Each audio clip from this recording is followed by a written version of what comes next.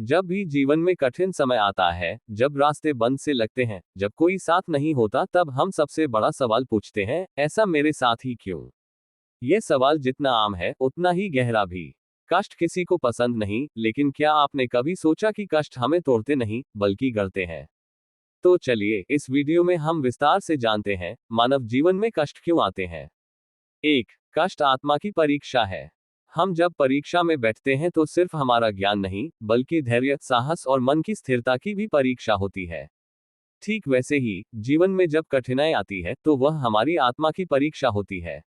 जो आत्मा कष्टों में भी शांत रहती है, वही जीवन की सच्ची विजेता होती है। 2. कष्ट हमारे कर्मों का परिणाम है। भगवद गीता कहती है, कर्मण्येवाधिकारस्ते मा फलेषु कदाचन। हमारे कर्म ही हमारे जीवन की दिशा तय करते हैं। आज जो हम भुगत रहे हैं, वह कभी ना कभी किए गए कर्मों का फल है। आज का कष्ट बीते हुए समय का ऋण है, जिसे चुकाना ही होगा।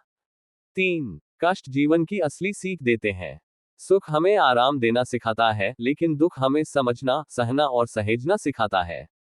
हर कठिनाई अपने साथ कोई न कोई सीख लेकर आती है, बस हमें उसे पहचानने की जरूरत होती है। जीवन की सबसे बड़ी शिक्षा सबसे बड़े कष्ट में छिपी होती है।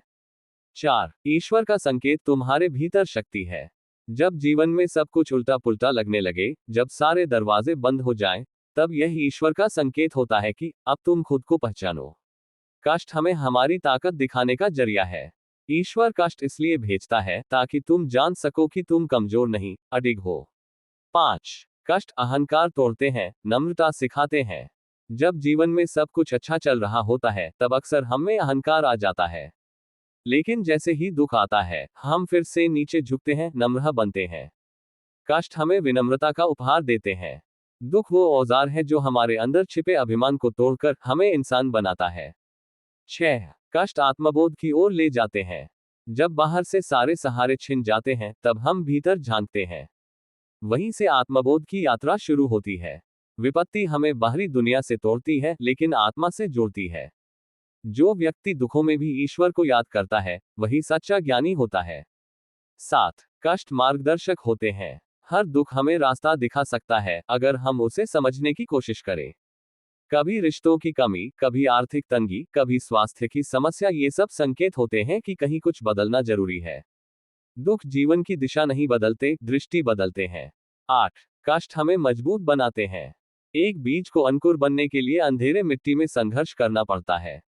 ठीक वैसे ही, हम जब तक संघर्ष नहीं करते, तब तक हमारी आत्मिक शक्ति बाहर नहीं आती।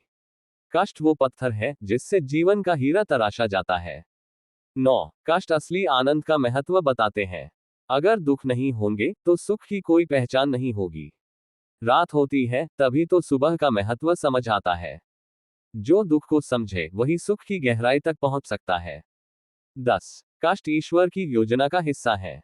ईश्वर हमें वह नहीं देता जो हम चाहते हैं, वह देता है जो हमें चाहिए। कई बार जो चीज हमें दुख देती है, वही आगे चलकर हमारी सबसे बड़ी शक्ति बनती है।